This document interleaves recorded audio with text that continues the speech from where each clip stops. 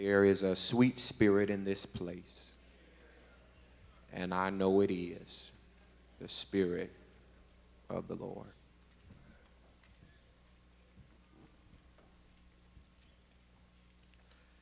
Again, 1 Samuel chapter 10.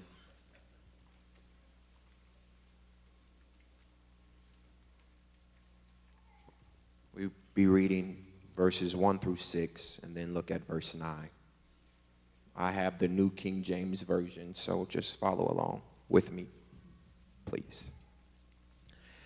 Then Samuel took a flask of oil and poured it on his head and kissed him and said, "Is it not the Lord has anointed you and the commander over his inheritance?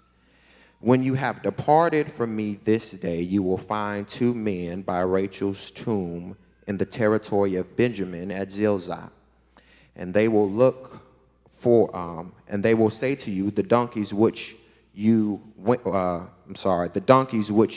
to look for have been found. And now your father has ceased caring about the donkeys and is worrying about you, saying, what shall I do about my son? Then you shall go on forward from there and come to the terebinth tree at Tabor. There 3 men going up to God at Bethel will meet you, one carrying 3 young goats, another carrying 3 loaves of bread, and another carrying a skin of wine. And they will greet you and give you 2 loaves of bread, which you will receive from their hand. After that, you will come to the hill of God where the Philistine garrison is. And it will happen when you come there to the city that you will meet a group of prophets coming down from the high place with string instruments, a tambourine, a flute, a harp, before them, and they will be prophesying.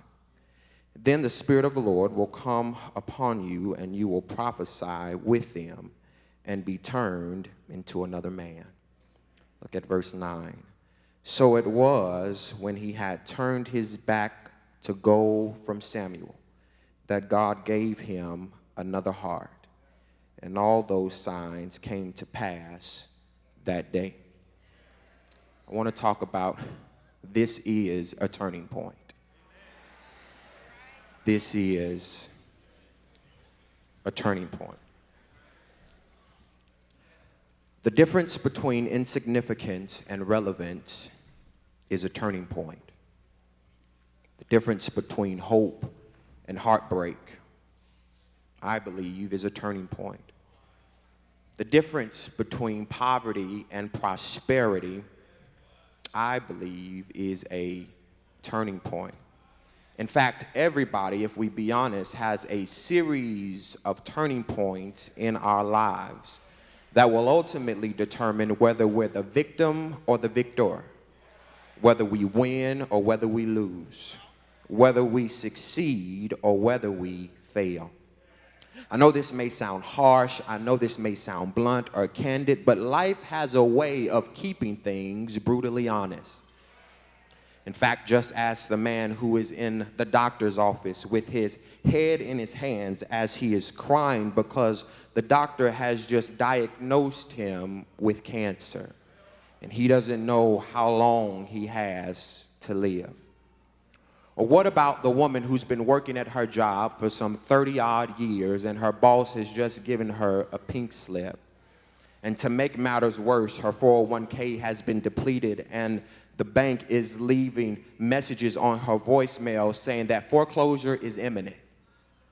I would consider that a turning point.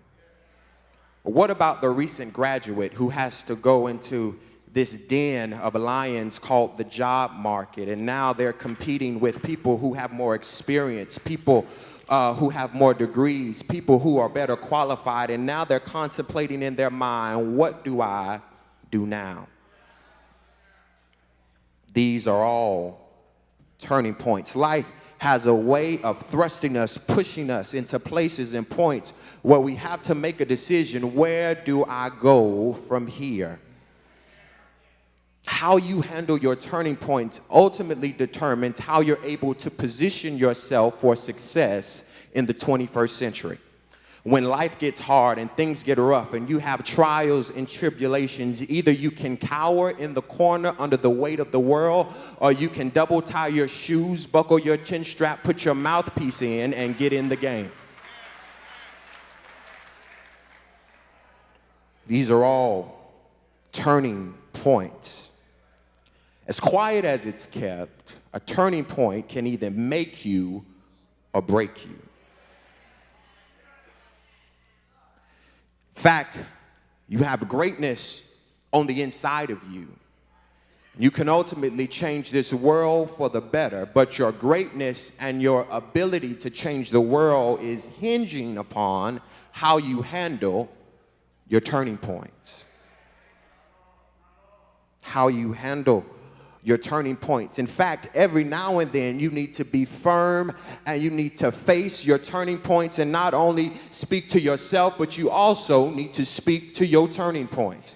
You need to be able not only to tell yourself, but tell your turning points that I can make it and I will come out of this. You need to be able to tell your turning points that greater is he that's within me than he that's within the world. You need to be able to tell your turning points that the Lord is my light and my salvation. Whom shall I fear? The Lord is the strength of my life. Of whom shall I be afraid? You need to be able to tell yourself and your turning points that I'm coming out of this. Even if I have to come out with tear-soaked eyes, I'm coming out. Even if I have to come out wounded, I'm coming out. Even if I have to come out limping, even if I have to let go some fruitless friends, I'm coming out of this. In fact, President Obama ain't the only one with an exit strategy. I'm coming out of this because God knows where I am. He knows what I need. He knows what I stand in need of. In fact, just look at your neighbor and say, neighbor, come out with your hands up. Because when I come out of this, I ain't gonna need no preacher to preach me happy. When I come out of this situation, I'm not gonna need any choir to sing me happy. All I need is a flashback. All I need is to remember what God has done for me when I didn't have the money, when I didn't have the food, and when I didn't have the friends. The Lord said, I will supply all of your needs according to his riches and glory. Is there anybody in here that can testify? He will supply.